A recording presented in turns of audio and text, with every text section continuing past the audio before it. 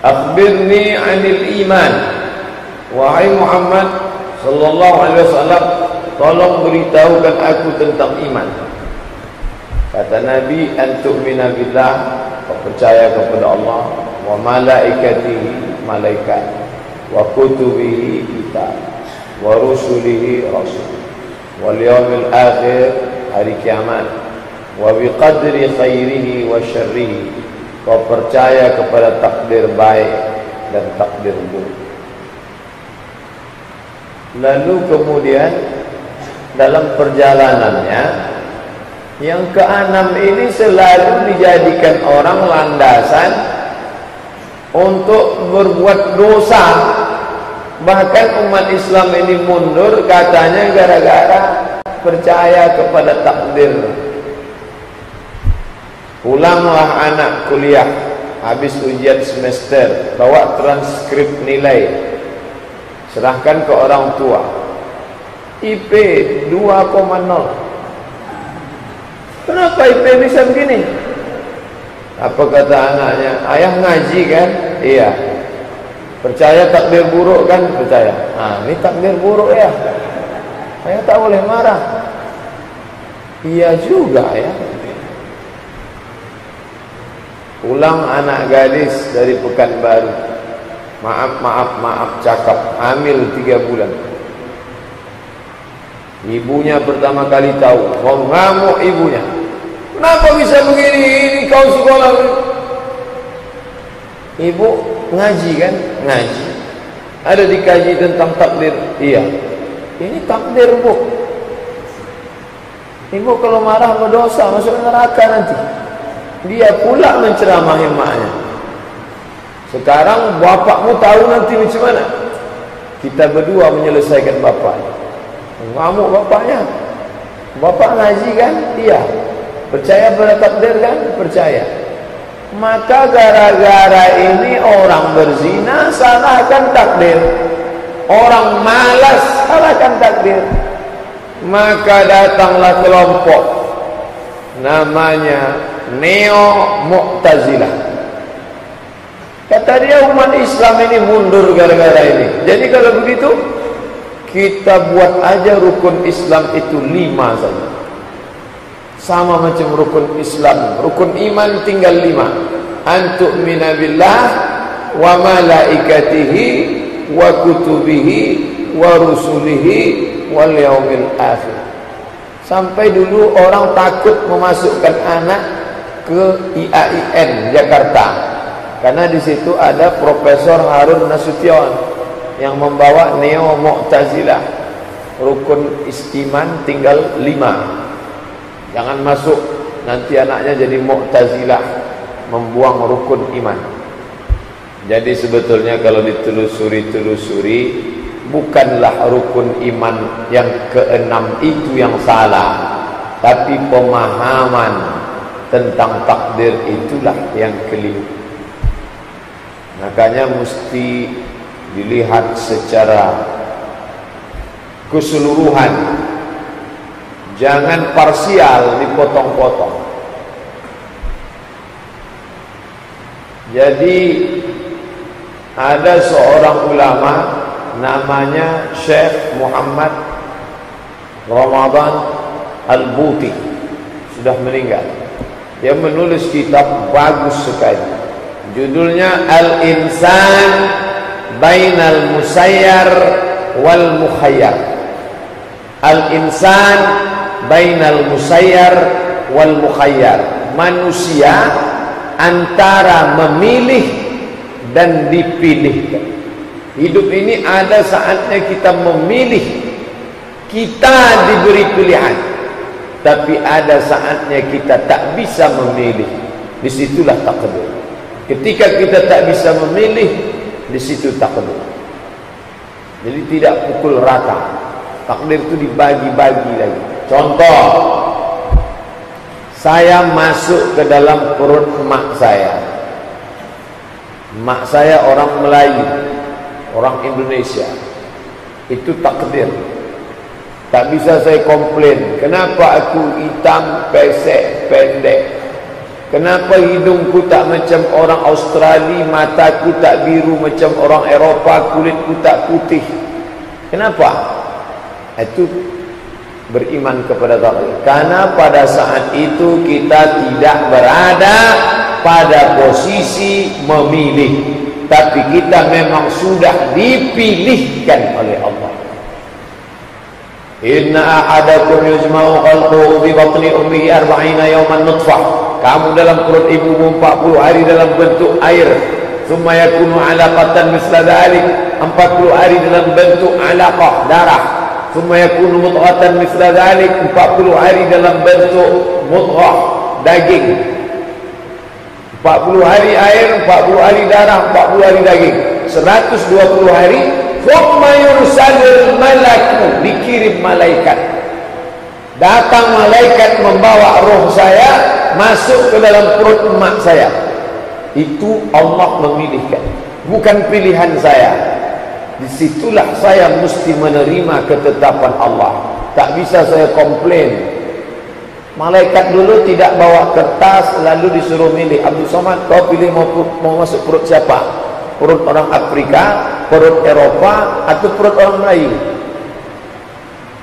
Nah, inilah yang disebut dengan musayyar. Kita dipilihkan, tak bisa memilih. Ustadz Yahya Walone masuk ke dalam perut orang Sulawesi Utara. Itu tak bisa memilih. Itu Allah yang sudah memilihkan. Ustadz Felix Yau masuk ke dalam perut Cina.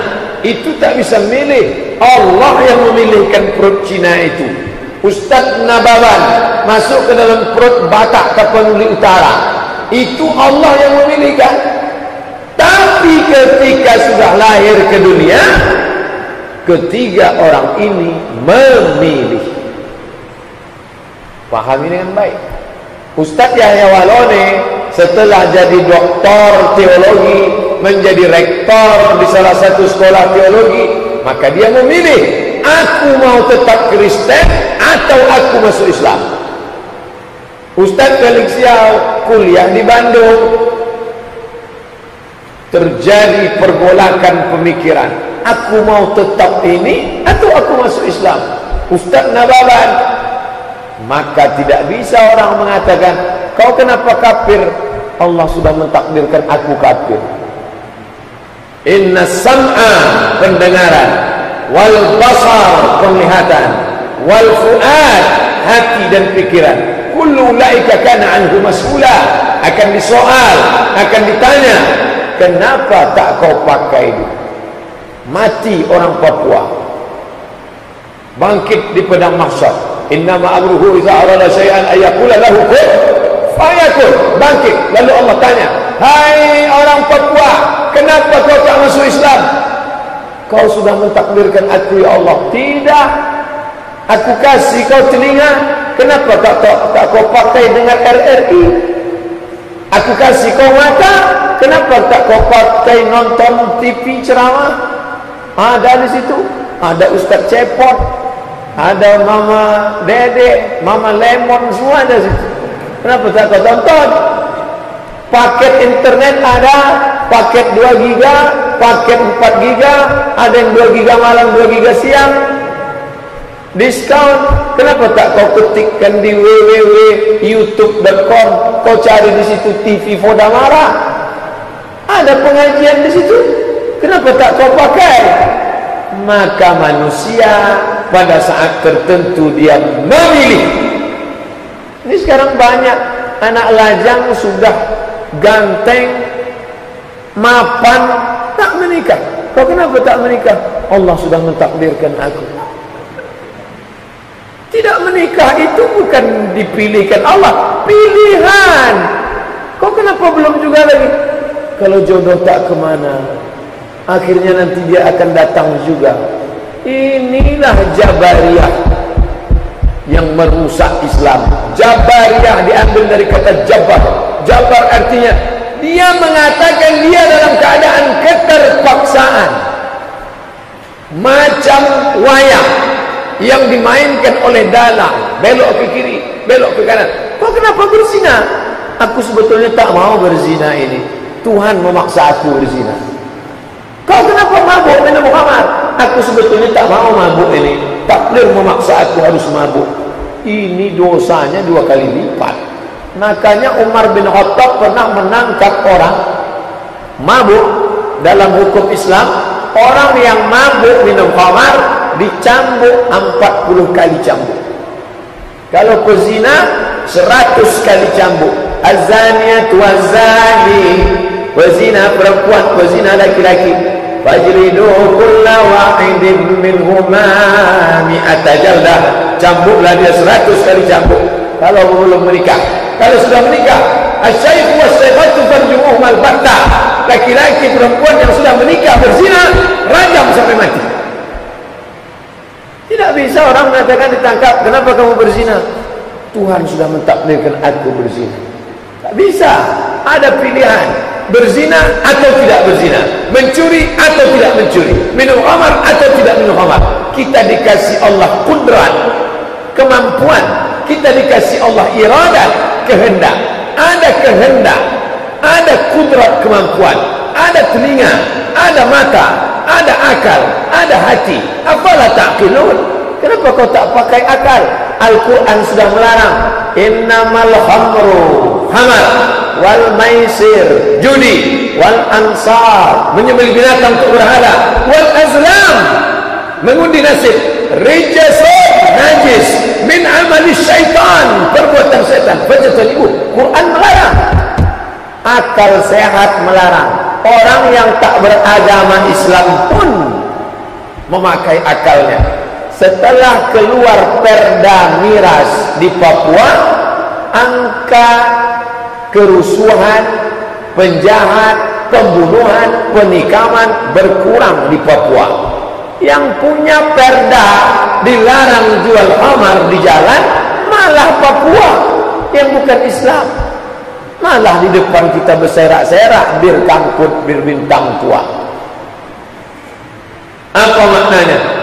Mereka tidak pakai Quran, pakai akal sehat, mengatakan ini khamar merusak. Kenapa di Papua banyak pembunuhan, penikaman, kerusuhan? Karena orang mabuk. Apa sebabnya mabuk? Karena minum. Mereka potong sebab pertama, jangan minum. Gimana caranya? Keluarkan perda, peraturan daerah yang disetujui oleh anggota DPR, terapkan oleh bupati wali kota. Selesai masalah. Artinya apa? Manusia memilih antara minum atau tidak minum. Pada zaman Umar bin Khattab ditangkap. Terus ditangkap, ditanya dia, kenapa kamu minum khamar? Apa jawab dia? Tuhan sudah mentakdirkan aku minum khamar hari ini. Kata Umar, cambuk dia lebih dari 40 kali. Begitu dia dicambuk lebih, dia marah, komplain. Saya minum, kenapa dicambuk 40? Ente dicambuk 40 karena minum khamar. Sisanya tadi bonus. Karena ente bicara takdir tanpa ilmu. Maka bicara takdir tak boleh dilepaskan dari bagaimana sahabat memahami takdir. Ketika Umar bin Khattab sampai di suatu lembah, di lembah itu ada wabah penyakit taun. Taun itu sekarang namanya pes, penyakit menular. Lalu sahabat-sahabat Umar mengatakan, hai Umar, kita tetap saja di sini, kita terima saja ini takdir Allah. Kata Umar, kita pindah ke lembah satu lagi. Kenapa kita pindah? Kenapa tidak kita terima saja dengan ridha? Ini takdir Allah. Apa kata Umar? Kita pindah dari takdir yang buruk ke takdir yang baik. Kita pindah dari takdir tahun ke takdir sehat. Ini pilihan. Allah kasih kita kaki, Allah kasih kita tangan, Allah kasih kita tenaga, Allah kasih kita kudrat, Allah beri kita iradah. Pindah dari takdir yang buruk ke takdir yang baik. Innallaha la yughayyiru ma biqaumin. Allah tidak akan merubah suatu kaum hatta yughayyiru ma bi anfusihim, sampai mereka sendiri berusaha merubah, barulah Allah memberikan perubahan. Pernah tak Nabi Muhammad sama sahabat duduk-duduk aja di taman Raudhah? Ya Rasulullah, jadi kita perang Badar, tak usah perang. Kalau memang berubah, kata Allah berubah, kita tidur-tidur aja. Bukan begitu mereka memahami takdir. Tengok pelajaran dari perang Badar. Bertolak dari Madinah ke Badar, jaraknya berapa? 150 km. Kapan terjadi perang Badar? Hari Jumat pagi, tanggal 17 Ramadan, bulan puasa. Langkahkan kaki, Bismillahirrahmanirrahim, sampai di Badar. Mau berkemah di mana? Datang sahabat bertanya, ya Rasulullah, ya, adakah wahyu turun menunjuk tempat berkemah? Tak ada. Kalau gitu boleh kami ngasih usul, silakan. Kita berkemah di sini. Di mana? Letaknya dekat oase. Oase tempat air di gurun. Kenapa berkemah di dekat oase? Kalau kita berkemah di dekat air, kita sudah menang 1-0. Karena musuh nanti airnya habis, dia kehausan, dia sudah kalah duluan. Tengok strategi. Jangan bayangkan sahabat itu tidur-tiduran. Kalau menang, kata Allah, menang juga nanti. Santai aja lah. Berkemah di tempat oase. Malam itu Nabi berdoa dari Isya sampai subuh. Sampai waktu Nabi berdoa jatuh sorbannya. Orang biasanya kalau doa jatuh sorbannya diurusnya duluan. Sorbannya duluan jatuh. Kalau pecinya miring, pecinya dulu diluruskan ya, baru berdoa. Nabi sampai sorbannya jatuh, datang Abu Bakar Siddiq mengaitkan sorbannya, meletakkan ke pundaknya. Apa kata Abu Bakar? Hasbuka ya Rasulullah, cukuplah itu Rasulullah. Tidak, aku tetap terus berdoa, minta kemenangan. La yaruddul qada illa doa. Tidak ada yang merubah takdir kecuali doa. Dua, pertama, pilih tempat strategis oase. Yang kedua, berdoa semalam suntuk. Yang ketiga, besok pagi-pagi Jumat, habis salat subuh, langsung Nabi menyusun barisan saf di tempat terbit matahari. Ini matahari terbit, di sini pasukan, di sini kata Nabi, sini kalian sok. Musuh melawan matahari. Kenapa dipasang arah matahari terbit? Karena kalau menatap matahari, mata silau. Dipasang di tempat matahari terbit, sehingga musuh yang akan menatap matahari 3-0, musuh kalah. Penuh dengan strategi. Begitu mereka memahami takdir. Jadi kalau ada orang mengajarkan kepasrahan, dan orang sekarang senang yang pasrah-pasrah ini. Judul pengajian kita adalah marilah kita menyerahkan diri kepada Allah. Rezeki sudah ditanggung Allah, usah kita cari-cari, kita serahkan aja itu kepada Allah. Adapun toko kita di pasar bawah, usah kita buka-buka, serahkan aja itu. Tanah sawit kita usah urus-urus, usah disemprot-semprot, usah di-pruning, usah dipupuk. Kalau memang rezeki kata Allah tumbuh, biarkan aja. Akhirnya pepatah Melayu, tak Melayu hilang di bumi. Di mana hilang? Di Riau hilang. Habis tanah orang Melayu. Siapa yang mengambil? Raja Guguk, Senambela, Huta Ginjang, Huta Julu. Dari mulai Rokan Hulu, DL Sitorus, masuk Huta Hean. Habis. Tengok di Duri sana, gereja kiri kanan. Mana? Ustaz ikut menanggung dosa yang mengajarkan kepasrahan. Kalaulah Nabi mengajarkan kepasrahan, takkan menang melawan Abu Jahal, Abu Lahab. Tapi dia mengajarkan lawan. Ini kemungkaran, lawan. La ta'murun bil ma'ruf, ajak orang buat baik. Wa la tanhauna 'anil munkar, larang orang buat munkar. Kalaulah Ustaz Habib Rizik mengajarkan kepasrahan, gimana nih Habib? Kalau Ahok nanti naik biarlah naik. Oh, hancur Jakarta. Harus melawan. Allah tidak akan merubah sebelum manusia itu mau merubah. Walaupun rezeki kita. Nanti kalau ketemu bapak sama orang-orang yang gila, pasrah, apatis ini, kau berserah pada takdir. Iya, tak mau berusaha. Iya. Nanti sore letakkan cendol di depan dia. Cendol ini punya siapa? Punya saya. Yakin? Iya. Takdir kamu? Iya. Nanti pas bunyi sirine, Allahu Akbar, Allahu Akbar. Tengok aja lah cendol. Kalau memang rezeki tak kemana, masuk sendiri dia. Ada kudrat. Ada iradat, mana kudrat, tangan bergerak. Mana iradat, diambil. Allahumma laka sumku. Kurang, ada lagi situ, tambah. Makanya Islam ini mesti dipahami dengan baik. Kalau tidak, dia terjerumus dalam aliran apatis. Tidak ada usaha, tidak ada kepasrahan mutlak. Bukan ajaran Islam. Dari mana ajaran ini masuk? Datang dari Yunani kuno. Itu dikembangkan di Eropa. Namanya mazhab apatisme. Lawan dari apatis adalah yang disebut dengan free action, bebas. Satu kelompok mengatakan Tuhan tak ada, Tuhan tak ada mengatur alam, pokoknya kita free action, bebas bergerak. Yang satu lagi mengatakan tidak ada gerak, semua gerak dari Tuhan.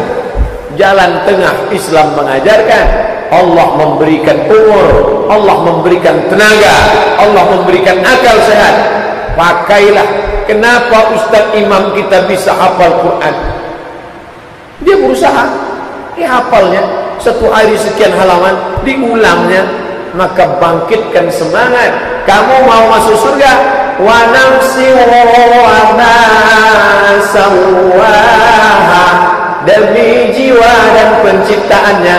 Fa alhamaha fujuraha wa taqwaha. Allah beri dua jalan. Jalan fujur kiri, jalan takwa kanan. Pilihlah. Ketika pilihan Anda benar, ketika pilihannya tepat, maka di situ datang pahala. Hari ini mau pilih makan atau pilih tahan makan, itu kita milih. Buktinya banyak kawan-kawan kita yang milih makan. Nanti jam 8, jam 9, jam 12, jam 1 tengok, mereka sudah duduk di rumah makan hantu. Rumah makan hantu namanya, kaki nampak, kepala tak nampak. Itu kalau ditanya kenapa kalian makan, ya karena dia memilih. Kita kenapa tak makan? Kita milih tak makan. Itu pilihan. Jangan salahkan Allah.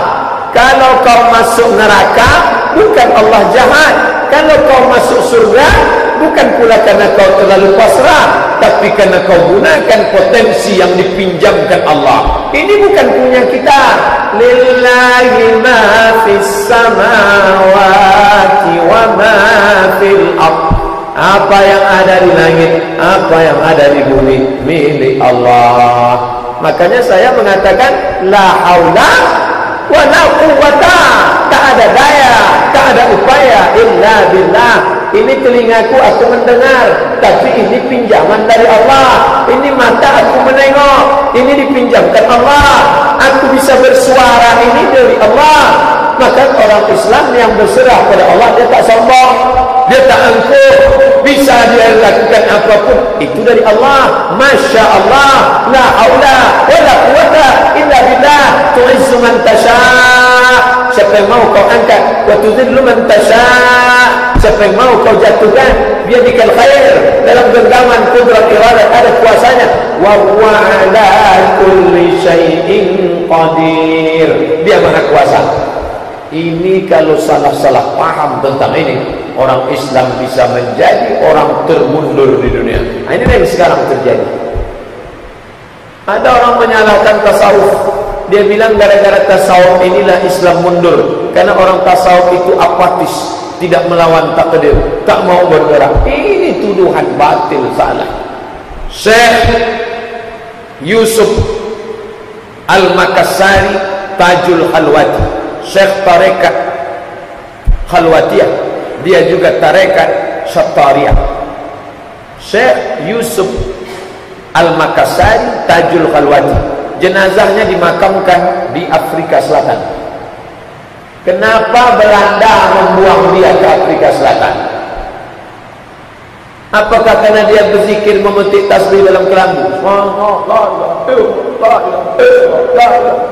Bukan. Dia sektor-ekor yang melawan. Di bawahnya jamaahnya di Sulawesi Selatan, Makassar, melawan Belanda. Belanda berang, marah. Ini orang harus kita buang.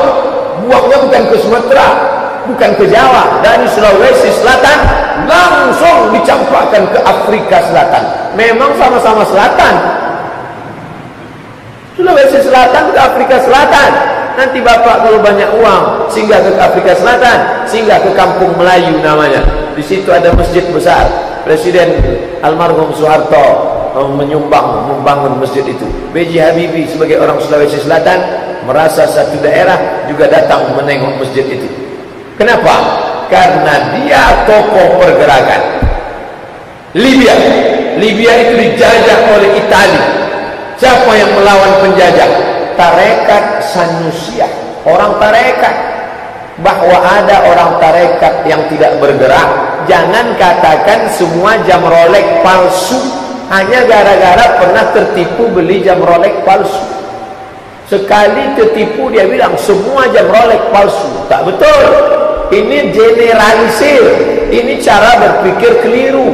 Bahwa ada oknum ya, tapi tidak semua oknum. Orangnya salah, bukan tasawufnya. Tasawuf mengajarkan pergerakan, perlawanan, menolak kebatilan. Ini ajaran Islam. Tapi setelah kita berusaha sekuat tenaga, bangun pagi, buka ruko toko pagi, usaha maksimal, ternyata rugi juga. Itu takdir dari Allah. Orang yang percaya kepada takdir, hatinya tidak akan pernah putus asa. Kenapa? Aku berencana, Allah berencana, tapi rencana Allah lebih indah daripada rencanaku. Kalau aku berbuat berhasil, berarti Allah menilai aku satu pahala. Kalau aku gagal, aku sabar. Ajaban li amril mu'min. Orang beriman itu menanjukkan, in asabat usarra, kalau datang yang menyenangkan hatinya, bersyukur, alhamdulillah. In asabat utara, kalau datang yang menyusahkan hatinya, sabar. Saat dia bersyukur, ditambah balasan. La in syakartum la azidannakum. Kalau kau bersyukur, ku tambah. Kalau sabar bahaya, balasannya lebih besar lagi. Innama yuwaffas sabiruna ajrahum bighairi hisab. Orang yang sabar balasannya bighairi hisab. Dari rumah melangkah dengan nama Allah. Bismillah tawakkaltu ala Allah. Minta doa selamat. Allahumma inna nas'aluka salamatan fid din wa afiatan fil jasad wa ziyadatan fil ilmi. Ternyata terjadi hal-hal yang tak diinginkan. Takdir. Itu bukan pilihan kita. Allah sudah memilihkan.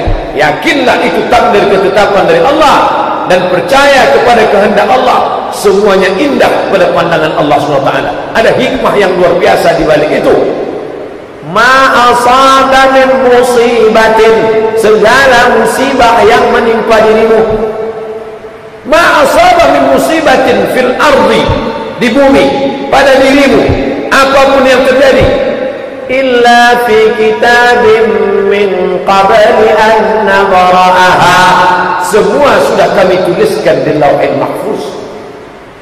Kau tinggal menjalaninya saja, tapi mesti berusaha tetap. Datang orang apatis mau ngetes Nabi, dibawanya ontanya. Ya Rasulullah, ya, akiluha wa atawakkal, au itluquha wa atawakkal. Ku tambahkan ontaku ini ke batang kurma, baru aku masuk masjid bertawakal, atau ku lepaskan saja. Kata Nabi, ikilha wa tawakkal. Tambahkan ontamu, tambahkan kudamu, barulah kau masuk masjid bertawakal. Jadi yang pakai motor juga begitu. Kunci motornya, gembok rantainya, gembok stangnya, masuk ke dalam. Ini enggak, motor tak dikunci, kunci ditinggalkan pula di stang, masuk ke masjid. Tak, kau sudah kuserahkan sama Allah SWT. Itu bukan nyerahkan sama Allah, itu nyerahkan sama maling. Untung tak ditulisnya situ, maling mau ambil aja lah. Tidak usah. Pulang ke rumah, motornya masuk ke rumah, motornya dikunci. Rumahnya di dalam pagar, pagarnya dikunci. Motornya dalam rumah, rumahnya dikunci. Duitnya dalam kamar, kamarnya dikunci. Lemarinya lemari besi, besinya dikunci. Tinggalnya di klaster, klasternya dijaga security. Ada usaha, terjadi juga yang tak diinginkan, masuk garong, takdir. Jangan mengutuk nasib, jangan meratap. Ketika di kepala berkata, kenapa begini, kenapa begini, kenapa begini, kenapa begini, kenapa begini, kenapa? Itulah makanya kata Nabi, lau. Jangan pernah berkata lau, karena satu lau akan disusun lau. Lau itu bahasa Arabnya kalau. Kalaulah dulu, kalaulah tak dulu, kalaulah ini, kalau. Akhirnya lama-lama itulah temenung sendiri. Lama-lama melongo, lama-lama senyum sendiri. Kalau. Singkat cerita Pak Ustaz, saya belilah tanah 2 hektar. Saya yang menebasnya, saya yang meracunnya, saya yang menanam bibitnya. 2 hektar 300 batang pokok sawit. Siap panen 2 ton sebulan. 2 ton kali 2000, 4 juta sudah terbayang di tangan Pak Ustaz. Titik puluh keringat, berurai air mata membesarkan sawit. Begitu sawit buah pasir, datang orang mengambil. Rupanya tanahnya tanah sengketa berperkara. Sejak itu stres duduk di rumah. Apa yang ada? Kalaulah dulu tak aku beli, kalaulah dulu tak aku tanam, kalaulah dulu kita, kalau. Kerja tak bisa, tidur tak bisa. Jam 1 malam, kalaulah dulu tak aku beli, kalaulah, kalau. Akhirnya anak istri pun bingung, gimana ini? Dibawakah ke dokter psikiater Jalan Ahmad Yani. Ceritalah, apa keluhan bapak? Saya dulu ada membeli tanah 2 hektar 600 batang. Dokter psikiater cakap tak banyak. Dia tahu orang stres ngomongnya banyak. Ya, ada keluhan lain. Bapak stop dulu ya. Itu orang ngantri banyak lebih ceritanya lebih banyak dari bapak ini. Dikasihlah obat sesumpit. Pak, yang ini makan pagi, makan siang, makan malam. Yang ini dibelah 2, yang ini makan. Pulang ke rumah, makan. Begitu habis dimakan, mengantuk, tidur. Begitu bangun, kenapa lu tidur? Makan lagi, makan. Habis itu tidur. Begitu buka mata, kenapa dulu dibeli? Obat habis, datang penyakit baru, pinggang kena. Buah pinggang. Jadi ceritanya kenapa bapak sehat? Anak saya mengajak saya ikut pengajian di Akramun Nas Undri Goba. Pengajian, ikut saya ngaji. Waktu pengajian tuh hilang dia Pak Ustaz. Selesai pengajian, datang dia lagi. Kenapa begini? Ikut lagi pengajian. Dan saya bebas makan obat. Malam saya bisa tidur, semuanya saya serahkan kepada Allah. Dan sekarang rezeki diganti Allah yang lain. Sejak itu dia menjadi aktivis dakwah di kampung. Pokoknya buat lomba Maulid Nabi, lomba marhaban, lomba pidato, lomba ceramah, lomba. Itulah kronologis saya tanya, kenapa bapak semangat membangkitkan? Karena saya pernah sakit. Ada hikmah di balik itu. Makanya kalau kita sudah berusaha optimal, tak juga terdapat, itu serahkan kepada Allah. Tapi setelah usaha, bukan sebelum buat apa-apa. Kau tak ada rencana mau berangkat haji, kalau dipanggil Nabi Ibrahim berangkat juga. Udah kuserahkan sama Allah. Usaha dulu. Kabupaten 12 kabupaten yang paling miskin susah, jangan tersinggung.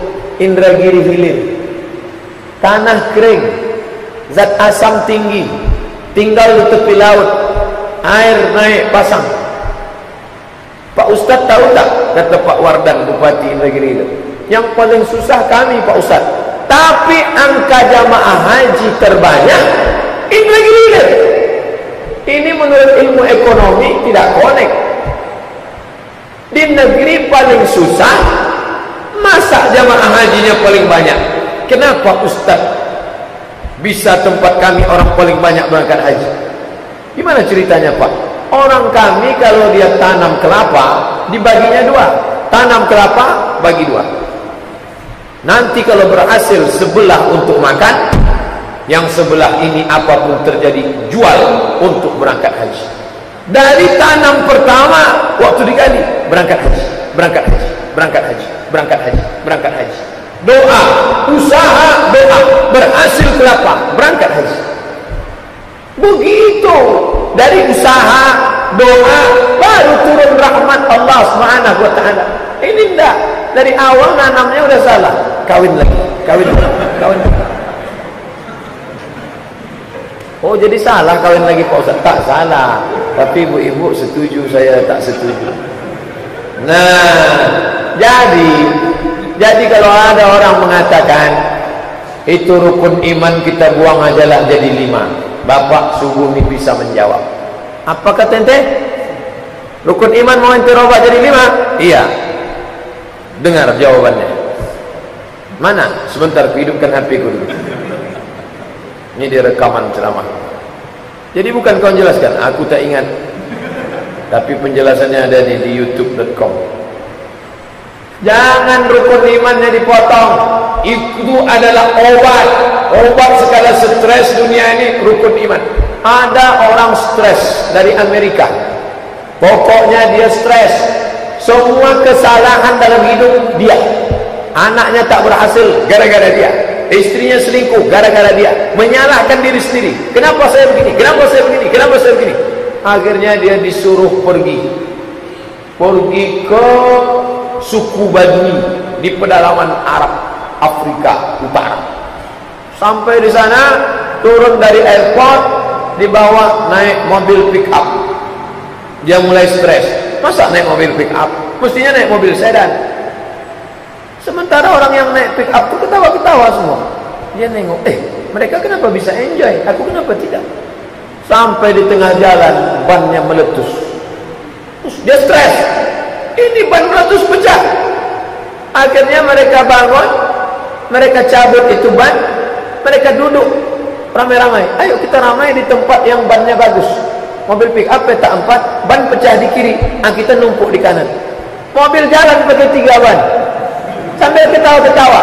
Dia heran, mereka tak stres. Akhirnya dia tinggal di pedalaman suku Badui.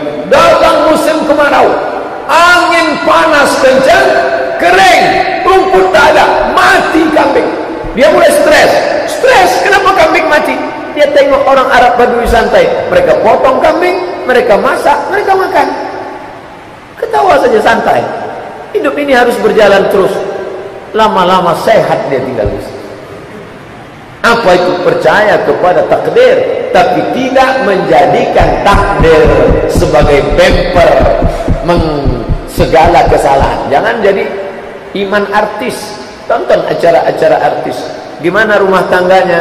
Sudah saya serahkan pada atas. Serah atas mana? Cicak. Apa yang terjadi, terjadilah. Tidak begitu memahami Islam. Berusahalah, berbuatlah, berdoalah, gunakan potensi yang ada pada diri. Andai terjadi error, something wrong, maka itu bukan kesalahanmu, tapi Allah SWT. Tak bisa dengan penuh kesadaran ambil pisau silet. Dengan penuh kesadaran mengambil pisau silet, lalu memotongkan ke tangan. Akhirnya dunia tak ada baiknya bagi. Ku akhiri dengan dunia ini. Tumpah darah hampir 2 liter. Pingsan, diselamatkan orang. Datang jamaah jenguk. Sabar ya, ini dah takdir Allah. Takdir dari mana? Dia punya pilihan antara mengambil silet atau mengambil Quran. Saat itu dia bisa memilih. Kalau kau ambil silet, kau akan potong. Tapi kalau kau ambil Quran, wa nunazzilu minal Quran, kami turunkan Al-Quran, ma huwa shifaa. Al-Quran adalah penenang jiwa. Stres, ambil Quran, baca Quran. Bismillahirrahmanirrahim. Qul lan yusibana illa ma kataballahu lana huwa maulana. Katakanlah, tidak ada satupun yang menimpa kita melainkan itu sudah ditetapkan Allah. Datang ke lapangan aja. Setan lagi tak membisikkan macam-macam. Dia dengan penuh kesadaran mengambil silet, dengan penuh kesadaran dia potongkan ke tangannya, lalu dikatakan Tuhan bersalah. Ini yang benar aja. Seorang laki-laki sehat, adiknya berzina, ngomong ke saya tak layak marah ke adik saya itu Pak Ustaz. Itu sudah kehendak Allah. Adik ente berzina kehendak Allah. Waktu dia mau keluar rumah itu kan dia luar pilihan, mau pacaran atau pengajian, mau ke hotel atau ke masjid raya pasar bawah. Dia punya dua pilihan. Dengan penuh kesadaran dia pilih pacarnya, dengan penuh kesadaran dia pilih ke hotel, dengan penuh kesadaran dia pilih berzina. Sekarang setelah terjadi ente bilang Allah salah. Patutlah orang ingin menyelamatkan Islam buang rukun iman yang keenam. Saya tidak membuang, pemahamannya mesti diluruskan.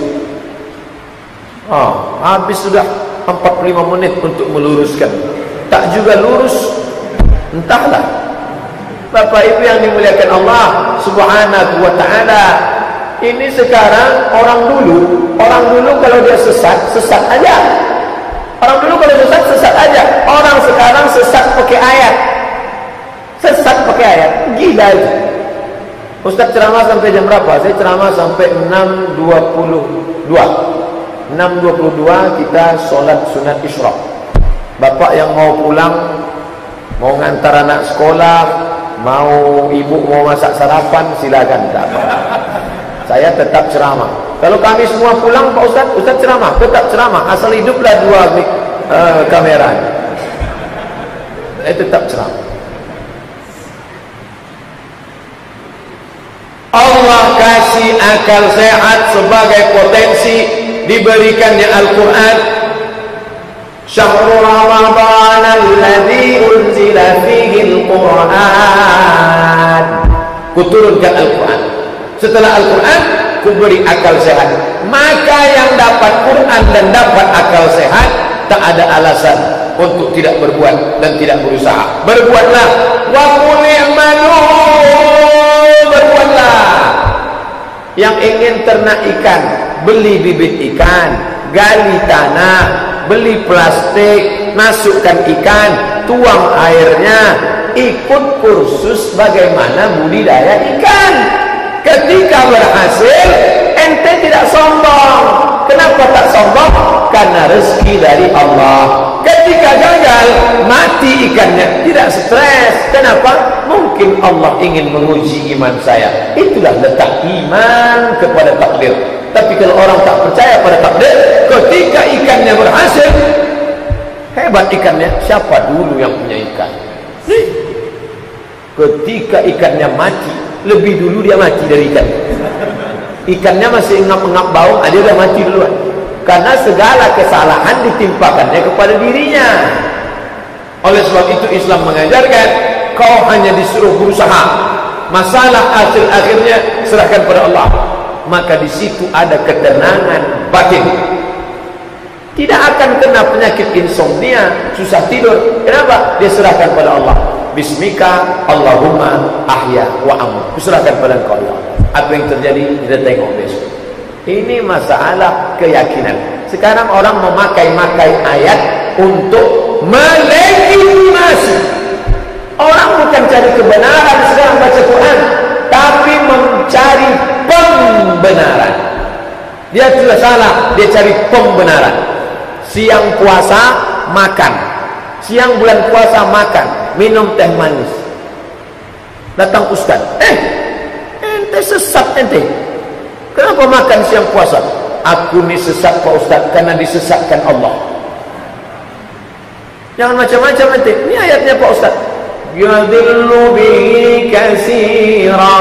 Banyak orang yang disesatkan Allah. Ini ayatnya. Ustaz percaya ayat ini? Mana ayatnya ini? Yudillu bihi, surat Al-Baqarah. Yudillu bihi katsira. Banyak orang yang disesatkan Allah. Wa yahdi bihi katsira. Banyak orang yang diberi petunjuk oleh Allah. Kalian yang di Masjid Raya Pasar Bawah yang iktikaf tadi malam, itu yang diberi petunjuk. Aku ni yang disesatkan Allah. Jadi ustaz tak usah ceramah-ceramahnya, biar aja aku sesat. Ustaz pun terpojok. Iya juga ya. Ini kan jelas ayatnya udah dipotong ini. Coba tengok ayatnya, kita tengok sama-sama. Yudillu bihi katsira, banyak orang yang disesatkan Allah, betul. Wa yahdi bihi katsira, banyak orang yang diberi Allah jalan petunjuk, betul. Tapi dia potong di situ.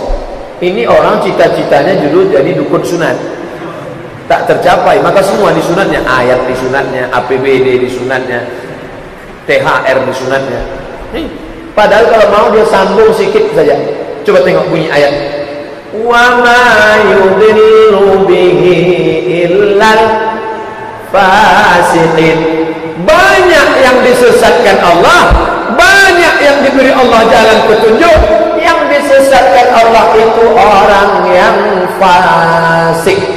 Orang fasik itu siapa? Ceramah tak peduli, pengajian tak peduli, ustaz di TV tak peduli, MP3 tak peduli, maka dia disesatkan Allah karena dia fasik, tak mau tahu. Manusia ini terbagi tiga. Pertama, tak tahu. Kedua, belum tahu. Belum tahu, kasih tahu. Tak tahu, kasih tahu. Yang parah, tak mau tahu. Tak mau tahu, inilah yang fasik. Orang tak mau tahu, inilah yang disesatkan Allah. Saya cerita ilustrasi tentang fasik. Begini ceritanya.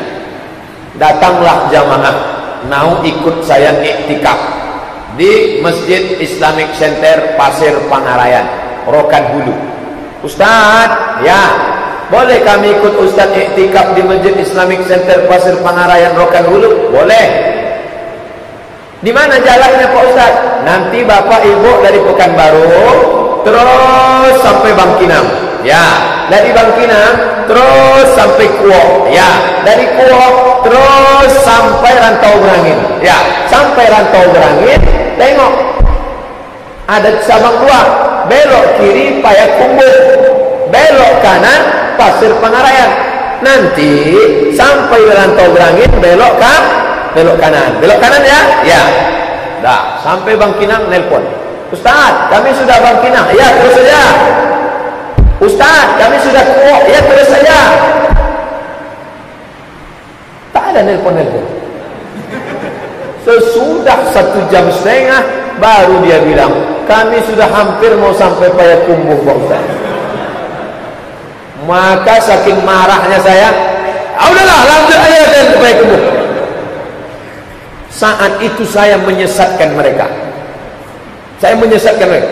Kalian ada belok. Kenapa saya marah? Dari awal kan saya sudah kasih tahu. Nanti belok kanan, nanti belok kanan, nanti belok kanan. Sampai di Rantau Berangin sudah jelas-jelas dia baca. Belok kanan Pasir Pangarayan, belok kiri Payakumbuh. Dia belok kiri dengan penuh kesadaran. Akalnya sehat, otaknya sehat, matanya sehat, dan mereka di bis itu ramai. Di bis itu mereka ramai. Supirnya udah ngasih tahu, "Bu, kita kemana?" "Ah, Pak supir, kita belok kiri aja lah. Nanti iktikaf tuh payah, ngantuk-ngantuk kita sana. Bagus kita main-main ke Maninjau, ke Rumah Gadang, masuk awak ke Lubang Japang." Akhirnya tergoda. Satu bis mereka belok kiri. Saking marahnya saya katakan, kami sudah sampai. Ya, pergi aja dari sana. Bisa ikut aku lagi. Itulah penjelasan. Yudillu bihi katsira. Banyak orang yang disesatkan Allah. Bukan orang baik-baik saya sesatkan. Orang baik, niat baik, tiba-tiba disesatkan. Nah, yang disesatkan itu wa ma yudillu bihi illal fasiqin. Makanya orang yang fasik itu ngeri luar biasa. Fasik itu apa? STMJ, sholat terus maksiat jalan. STMJ rasa coklat. Itu orang fasik. Makan riba, sogok, riswah, haram. Disangkanya Allah tak hukum dia. Anakku sehat, rezekiku murah, badanku bagus, mobilku ada. Mana Allah menghukum? Allah menghukum dalam bentuk hati disesatkan ke jalan yang batil. Alhamdulillah, sampai malam ini kita masih lurus di rumah Allah. beribadah yang baik karena Allah. Inilah hidayah. Kita jagalah ini baik-baik. Bapak Ibu yang dimuliakan Allah, sekarang orang berdalil-dalil. Ini ayatnya Pak Ustaz. Apa ayatnya? Azaghallahu qulubahum. Azaghallahu qulubahum. Allah membelokkan hati mereka. Ihdinas siratal mustaqim, siratal ladzina an'amta 'alaihim. Tapi ada orang yang azaghallahu qulubahum. Azagha. Kita selalu minta Rabbana la tuzigh. La tuzigh. Jangan kau belokkan.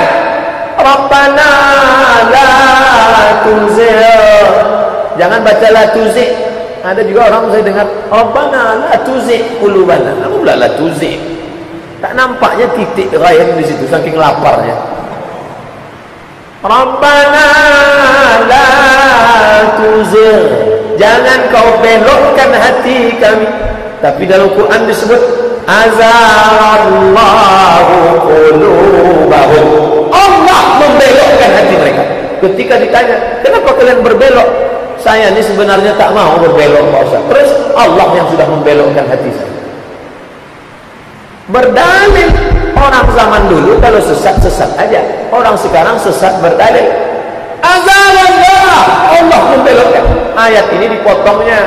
Kalau yang tadi potongnya di ujung, ini potongnya di pangkal. Coba baca ayatnya. Falamma zaghu, ketika hati mereka membelok, azaghallahu qulubahum. Ketika hati mereka membelok, dibelokkan Allah sekali. Siapa yang duluan? Hatinya duluan atau Allah membelokkan? Hatinya duluan membelok. Dibelokkan Allah sekali. Makanya kita ini minta jalan lurus. Datang pula jamaah, Pak Ustaz, kita tak bisa minta jalan lurus. Kenapa? Karena kalau saya dari Panam lurus, mana bisa sampai Masjid Raya Pasar Bawah? Maksudnya kita sesuai dengan ketentuan Al-Quran dan Sunnah. Kalau memang saatnya harus membelok, ya membelok. Sampai simpang SKA, ya belok kiri lah masuk Jalan Riau. Masa terus saja? Masuklah ke toko buku, ke pokok kelapa Jalan Nangka itu. Membelok pada saatnya, harus membelok. Bukan membelok ke dalam perbuatan maksiat. Falamma zaghu, ketika hatinya membelok, ketika hatinya berpaling, azaghallahu qulubahum.